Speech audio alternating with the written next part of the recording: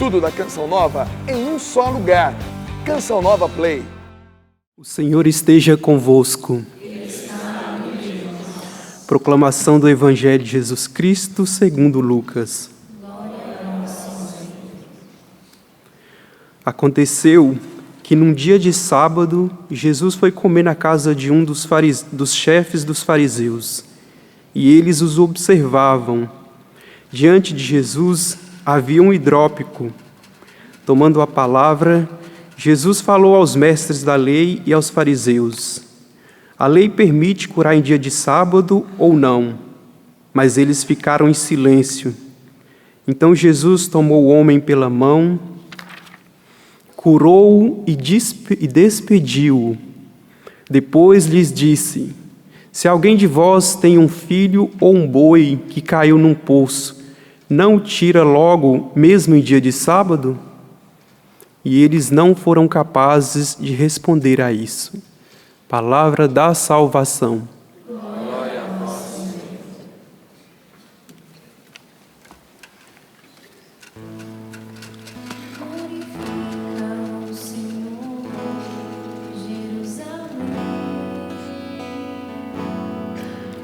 Glorifica o Senhor, Jerusalém.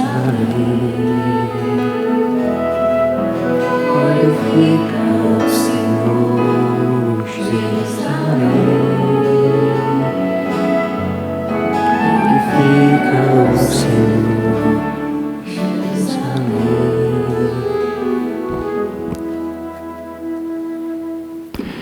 Nesses dias, nesse mês de novembro, a igreja tem refletido sobre os novíssimos, não é? Os novíssimos diz respeito às realidades que vêm depois dessa vida terrena, com a chegada da morte. Então são eles a morte, o purgatório, o céu, o inferno. Esses 4 aspectos, essas 4 realidades dizem respeito aos novíssimos. Logo no primeiro dia do mês, dia 1º de novembro, a igreja celebrou o Dia de Todos os Santos. Aqui no Brasil, uma exceção celebraremos no próximo domingo, depois de amanhã, celebrando essa realidade daqueles santos e santas que já estão no céu, né? Depois de ter completado a sua peregrinação terrestre, toda a sua caminhada, agora contemplam a visão beatífica de Deus, estão diante de Deus, onde já não há mais tristeza, já não há mais dor, lágrimas, passaram por esse vale de lágrimas, como muitos santos e santas dizem a respeito deste mundo, onde há sofrimento, para eles já não há mais, enquanto nós ainda continuamos peregrinando nesse mundo. E eles formam lá a igreja triunfante, a igreja que está diante de nosso Senhor Jesus Cristo. E ontem nós celebramos o Dia dos Fiéis Defuntos, a igreja celebrou, a igreja de todo mundo celebrou, rezou. Muitos de nós fomos ao cemitério, rezamos pelos mortos, acendemos vela, não é verdade? E para muitos foi um dia doído, um dia difícil, de luto, onde muitas lembranças vieram à nossa mente, não é? Pessoas amadas por nós, queridas, parentes, familiares, não é? Amigos, e que se foram. E ontem nós lembramos deles e rezamos, bem como toda a igreja se uniu para rezar por esses nossos irmãos que já partiram desta vida.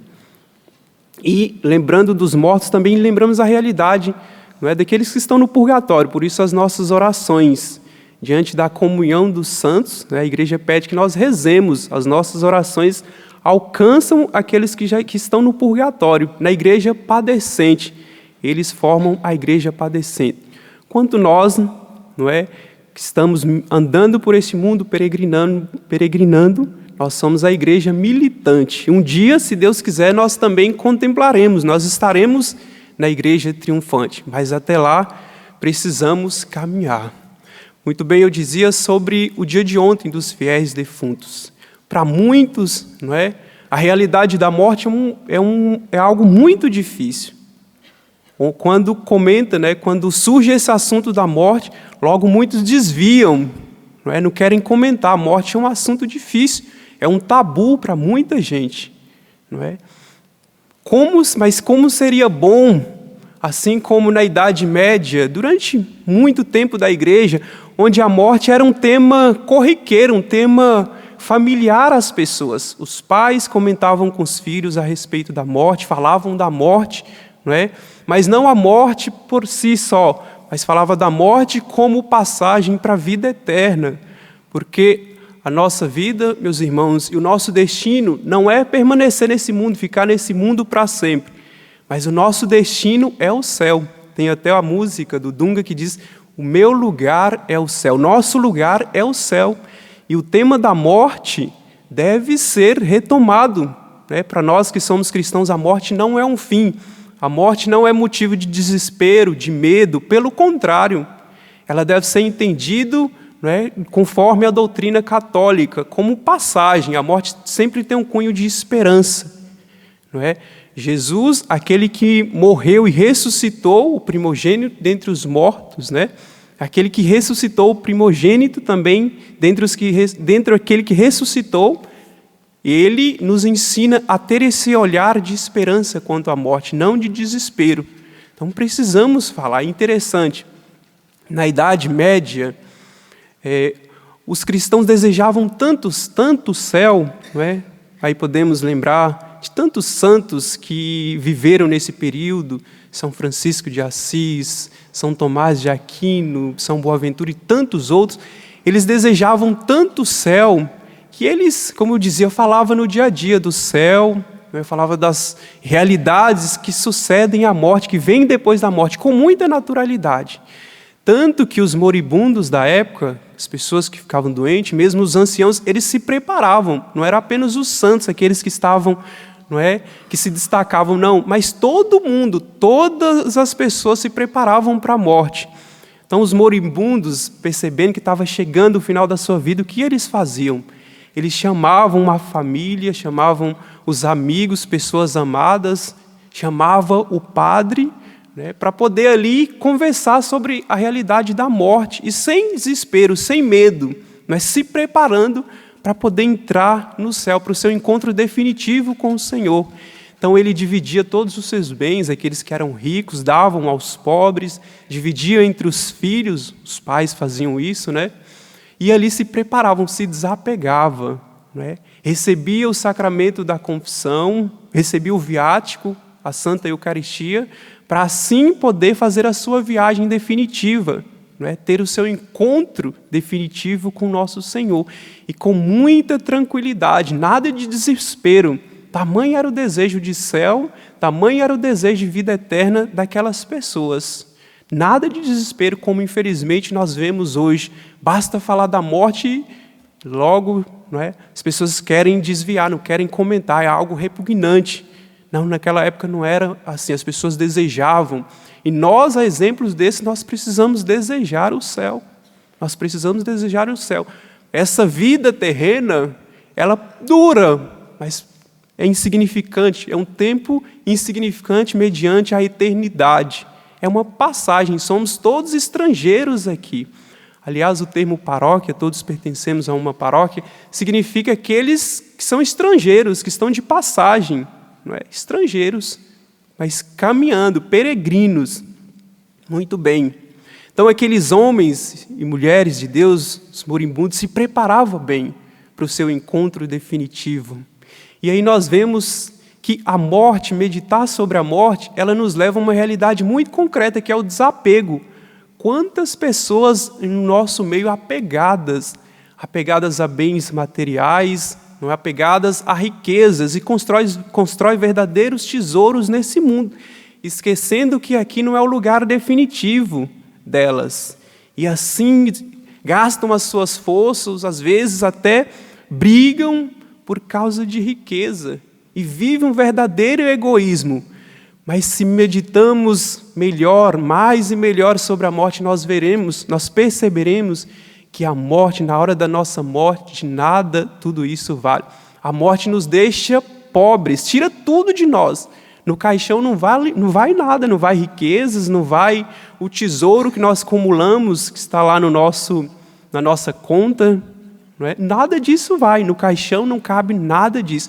eu sou despido de mim na morte. E fica ali só, não é verdade? Aquilo que eu fiz de bem, o amor, não é? Que eu amei, com que eu amei as pessoas, a vida doada a Deus, isso sim vai, essa riqueza sim, e ela será apresentada diante de Deus. Mas as riquezas desse mundo, a morte nos ensina, a meditar sobre a morte nos ensina. Nada disso vai no nosso caixão, tudo isso fica por terra. Então, meditemos mais. Hoje nós ouvimos o Evangelho, na qual Jesus vai fazer uma refeição na casa de um chefe dos fariseus. E lá Jesus faz uma pergunta a eles, dizendo, em dia de sábado, é permitido curar ou não? E a resposta deles qual é? Nenhuma, o silêncio. Por que Jesus faz essa pergunta? Porque os fariseus eram radicalmente contra a cura, não é, no dia de sábado. No dia de sábado, para eles, não devia fazer nada, colocando o sábado acima, inclusive, de Deus. E Jesus diz, não, o sábado foi feito para o homem, não o homem para o sábado. E eles estavam tão apegados às leis, não é, aos seus costumes, que eles não cedem, que eles não aceitam de jeito nenhum. Não é? Falando aqui desse apego quanto às leis, quanto às suas tradições, quanto, não é, aos seus costumes, lembramos também o apego, como dizia, dos bens materiais. E diante da morte, tudo isso é relativizado, tudo isso cai por terra. E entendemos que nada disso vale a pena. O que de fato deve ser considerado, deve ser levado em conta, é o amor a Deus e o amor aos irmãos. É uma vida entregue, uma vida dedicada ao amor. É interessante, nós encontramos em São Paulo, né, esse grande santo, um homem que não temia a morte, a exemplo daqueles que eu dizia, né, que vem depois, na Idade Média. São Paulo, nós vemos lá em Filipenses, logo no primeiro capítulo de Filipenses, versículo 21, dizendo, viver para mim é Cristo e morrer é lucro, morrer para mim é ganho.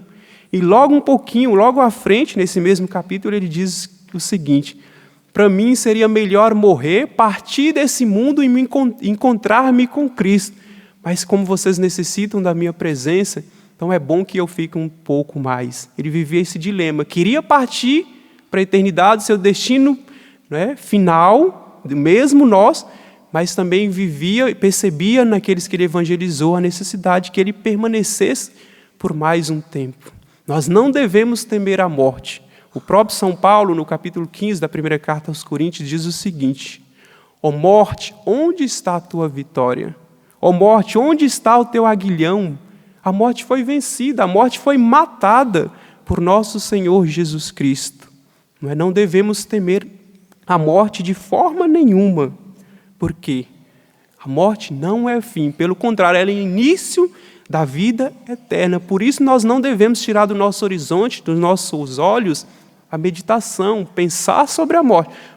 Porque de tudo aquilo que vai acontecer na nossa vida, o que é possibilidade de acontecer, a morte é a única coisa certa. A morte é a única coisa certa. Para todo mundo, para rico, para pobre, para idosos, para jovens, para crianças, todo mundo, a morte é uma realidade. Diante da morte, 3 incertezas. Quando ela virá? Nós não sabemos. Onde ela virá? Onde estaremos quando ela vir? Também não sabemos. E como ela virá? Nós não sabemos. De forma natural, através de um acidente? Não sabemos. A única coisa que sabemos é o quê? Que ela virá, que ela é certa. Eu tive a graça de conhecer um padre chamado Padre Henrique, lá de Montes Claros, que faleceu recentemente com 86 anos. Ele era espanhol, veio para o Brasil na década de 60, viveu mais de 50 anos aqui no Brasil. E um homem que deu um testemunho extraordinário de como morrer bem. Não é? Padre Henrique celebrava todos os dias, há 40 anos, no Carmelo, lá em Montes Claros, que ele mesmo ajudou a Madre Superiora a trazer para o Brasil. Então, todos os dias, nesse horário, às 7 horas, ele celebrava a missa lá junto com tantos que ele conduziu espiritualmente, foi diretor espiritualmente.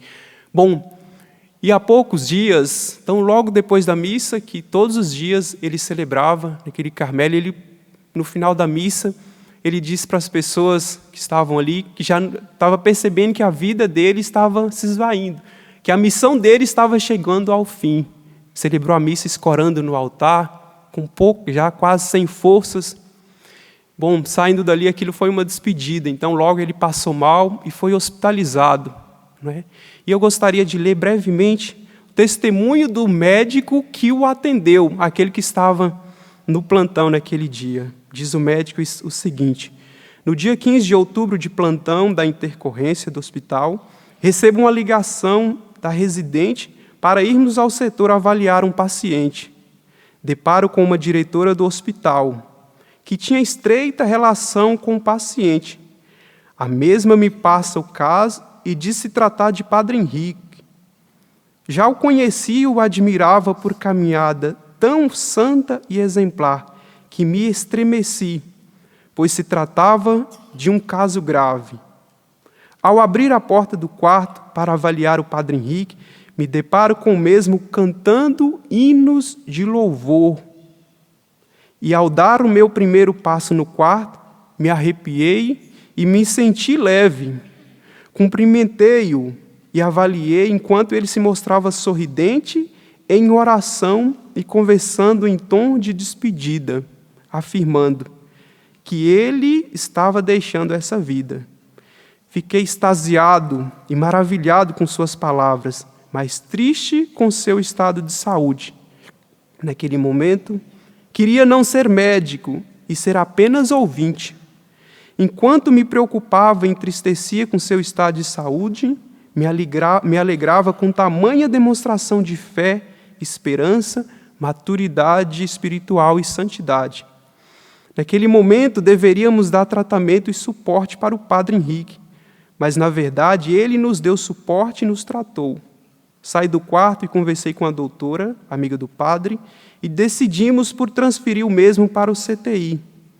Então entramos no quarto para comunicá-lo sobre a transferência, e a doutora disse que seria melhor para ele que já havíamos solicitado todos os exames. A doutora disse que seria melhor para ele e que já havíamos solicitado todos os exames necessários.